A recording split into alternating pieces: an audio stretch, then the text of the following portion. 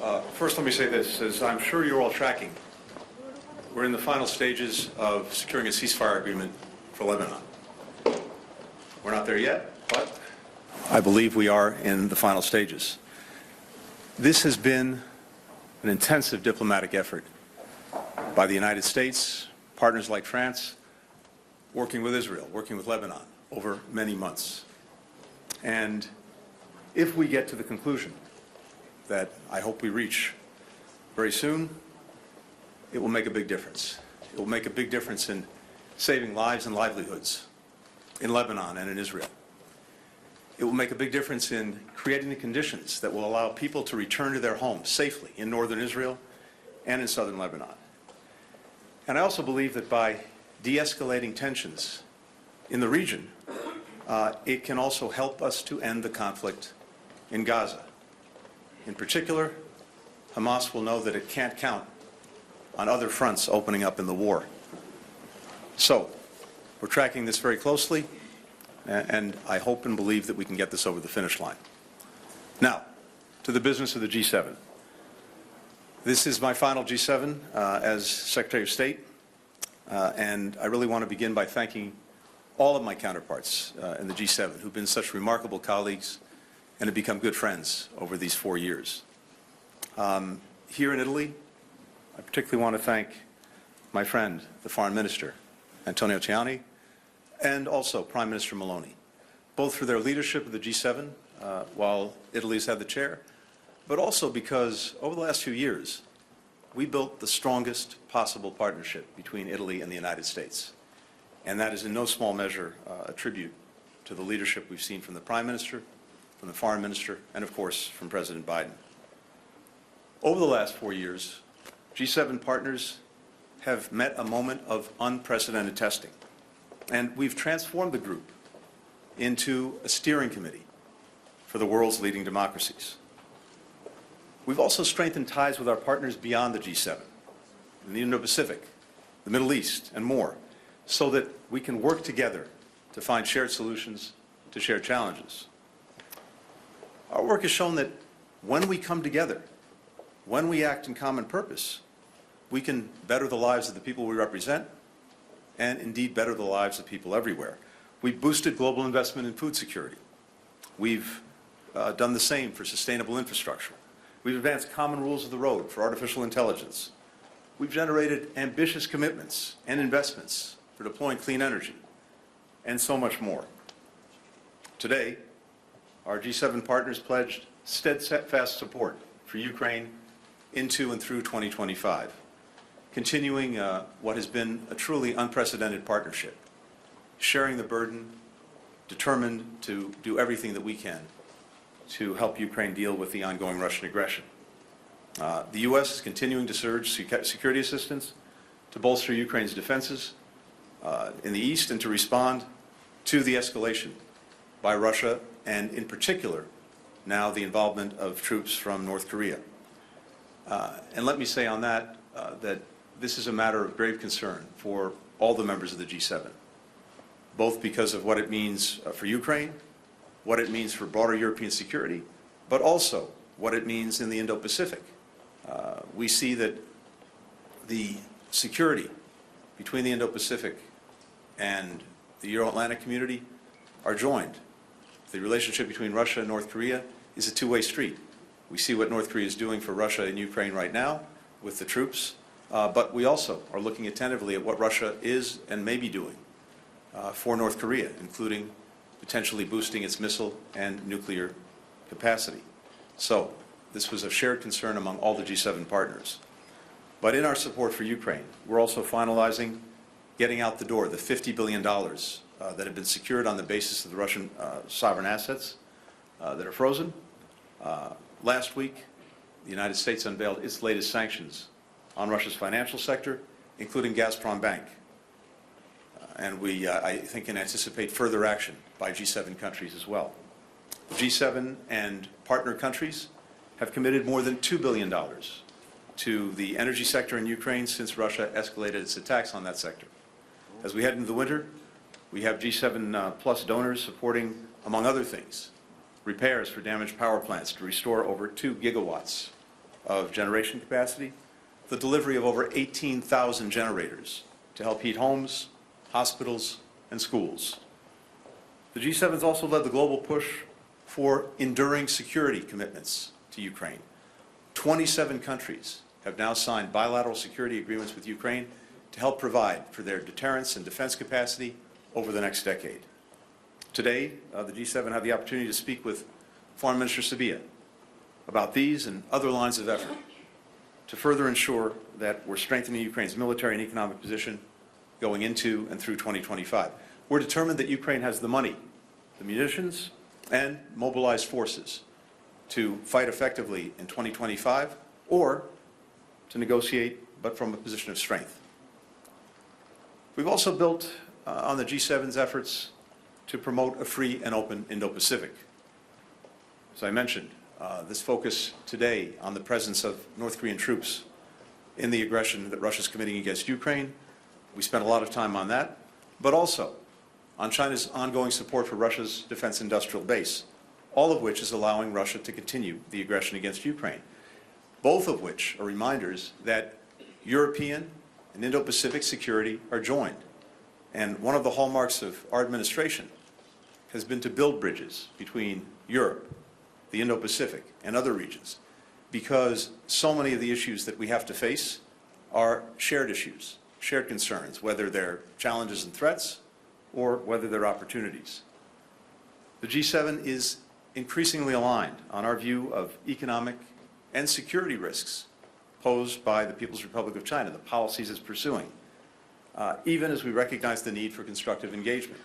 Over 4 years, we have forged much greater convergence, more than ever before, on common approaches to China. A shared commitment, for example, to economic and security de-risking, dealing with overcapacity and unfair trade practices coming from Beijing, focused together on export controls on the most sensitive technology, working together on investment screening, standing against economic coercion, building mineral supply security, supply chains more generally, and their security and resilience, and helping to build sustainable infrastructure together around the world. The bottom line is this: we are much stronger, we're much more effective when we're acting together, not alone. And just to cite the obvious example in the economic area, when we're dealing with policies of concern by China, any of our countries acting alone, compared to when we're acting together, simply cannot be as effective. In the case of the United States, we're 20% or so of world GDP. When we're acting together with our G7 partners, it's more like 50%. And that weight is a weight that can't be ignored. As a result of the historic investments that we've made at home in the United States, as well as in our partnerships abroad, we're now engaging China and the challenges it poses from a position of strength. And that's something that we'll be able to hand off to the next administration. We also spent time discussing the opportunity and indeed the necessity to end conflicts in the Middle East and lay the foundation for a more durable peace, now that Israel has achieved its strategic goals in the wake of October 7th. In Gaza, we remain committed to bringing the hostages home and ending the humanitarian crisis that Gaza's children, women, and men are facing every single day. We agreed with Arab partners that we cannot end the conflict without a plan for the post-conflict, something that we're working on intensely as we speak. We also reiterated deep concern with Iran's nuclear activities and continued failure to cooperate fully with the IAEA. One other important area of focus over these last 2 days, and that's Sudan, the worst humanitarian crisis in the world. This horrific war has produced suffering for tens of millions of people, over 20 million, forced to flee atrocities, facing famine, facing violence. I had an opportunity yesterday to visit with the World Food Program and to get an up-to-date report on the situation on the ground and what they're facing in terms of trying to deliver assistance to people in need. Now, we've made some progress over the last few weeks, particularly in terms of humanitarian access. Today, the World Food Program announced that for the first time, pretty much since the conflict has kicked off, they're getting trucks to famine-isolated areas like Zamzam, an IDP camp. With partners, we've also made progress to expand life-saving access to emergency food and medicine in other places, including the opening of the Adre border crossing and the establishment of humanitarian flights. I had a very good meeting with partners from Saudi Arabia, the United Arab Emirates, and Egypt, on the next steps that we all will endorse and need to take. The G7 and its partners, like these countries, are committed to expanding humanitarian access in Sudan and at the same time working toward ending the conflict and the suffering of the Sudanese people. We also addressed efforts to mitigate other conflicts and other humanitarian challenges around the world. We agreed on the need to continue increasing support for the multilateral security support mission in Haiti, for the contingent that's there, as well as for the Haitian National Police, and on the importance of turning this mission into a formal peacekeeping operation. We also worked to ensure effective follow-on peacekeeping forces in Somalia. Many other things were on the agenda. I just wanted to focus on those.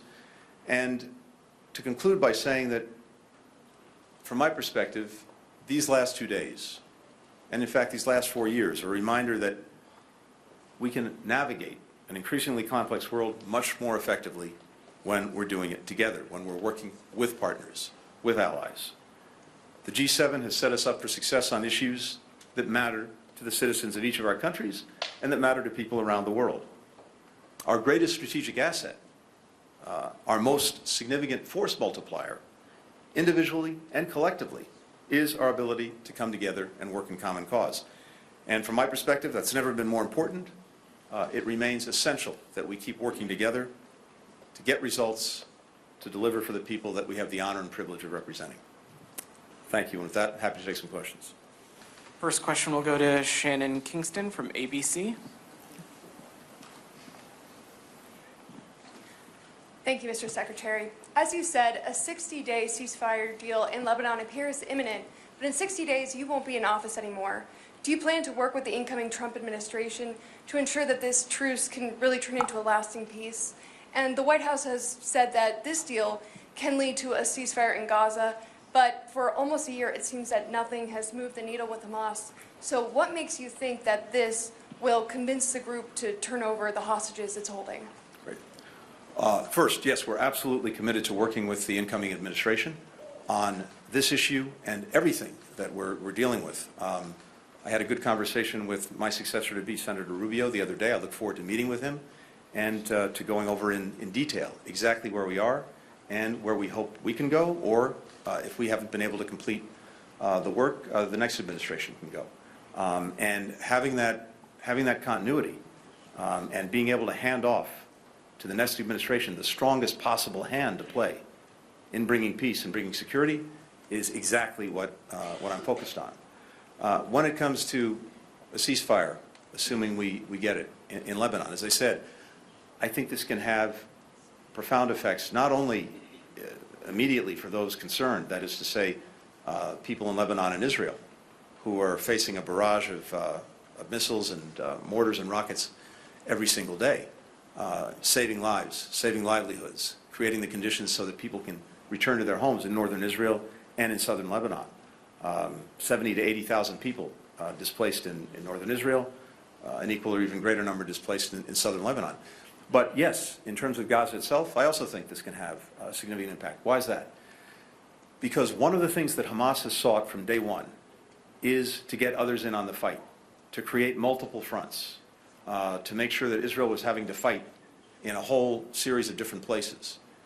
And as long as it's thought that that was possible, that's one of the reasons it's held back from doing what's necessary to end the conflict. Now, if it sees that the cavalry is not on the way, that may incentivize it to do what it needs to do to end this conflict. Now, we have two things that are essential. One is getting the hostages back, including the 7 Americans. But we also need to make sure that in order to end the conflict, we have a clear plan for what follows the conflict that enables the people of Gaza to move forward with their lives without Hamas and with Israel having pulled out of Gaza. We spent some time here, just as we have in past weeks and months, working on that plan, and that too is something that we'll be working on intensely over the coming weeks and talking to the incoming administration about. Julia Pompili with El Folio. Thank you, Mr. Secretary. My question is about What could be the coordinated response that you discussed today regarding the escalation of North Korean troops in Russia, since apparently this sanction policy didn't work? The same question is about China, the Chinese support to the Russian basic industries. What could be the response of G7 in addition to condemnation? Thank you so much. Well, I think we've seen over the last more than 2.5 years now, coordinated and effective sanctions deployed by the G7 countries, by the EU, by other countries concerned, to continue to increase the pressure on Russia and any of those who are aiding and abetting its ongoing aggression against Ukraine. That's the case, for example, with regard to Chinese entities that are supporting Russia's defense industrial base. And you've seen us, but you've also seen Europe sanction many of those entities. With regard to North Korea, we've been working together for some time to increase the pressure on North Korea, including through sanctions. But I think what's essential here is this. China has an important role to play in using its influence with the DPRK, North Korea, as well as with Russia, to cease these activities. And in the absence of that, I think one of the things you're going to see is the countries in the Indo-Pacific region, and particularly on the Korean Peninsula, including the United States, including South Korea, including Japan, taking further steps to strengthen our own deterrence and defense capacities. And why is that? Because, as I mentioned before, we're deeply concerned about this two-way street. Not only what North Korea is doing for Russia in its aggression against Ukraine, but what Russia is and may do for North Korea in terms of its missile capacity, its nuclear capacity, all of which increases insecurity and instability on the Korean Peninsula, and will cause us to take further steps, building on what we've already done, to strengthen our deterrence and to strengthen our defense. And these are undoubtedly steps that, while not directed at China, China will not like. So when they are hearing not only from us, but from many countries in Europe and from many countries in Asia, the deep concerns that we all have about this relationship between Russia and North Korea, and as a permanent member of the United Nations Security Council, we, I think, would all look to China to use its influence to try to bring this to an end. Christina Ruffini with one decision. Hi, Mr. Secretary. Evening. Do you think the European consensus on support for Ukraine will hold if the next administration pulls back from that effort? Can it survive without the full-throated support of America and particularly the American president? And I know you've been in meetings, I don't know if you've seen the images, but the Beirut skyline is currently littered with smoke plumes from heavy Israeli bombardment. Can you confirm the U.S. was only informed of that operation after it was in progress? And I'm wondering why the U.S. hasn't been able to be more influential in guiding Israel's actions in these conflicts. At this point, does the U.S.-Israel alliance benefit Israel more than it does the United States? Thank you. Thanks. Let me take the second part first. I'll come to Ukraine and Europe in a minute. I think what you're seeing every day, that is rockets, missiles going in both directions, only underscores how urgent it is to get the ceasefire. And it's why we've been working so intensely on bringing it to conclusion. That's the single most important thing to make an immediate difference, to stop the rockets and missiles from flying, again, in both directions. Yes, we're seeing these attacks in Beirut directed against Hezbollah, but every single day Hezbollah has been launching projectiles into Israel, into northern Israel, as it's done virtually every day since October 7th, which is how this problem started. Again, I'm not going to speak to that. We've been focused on trying to see that this ceasefire agreement gets over the line and gets implemented. That's what's going to make the biggest difference.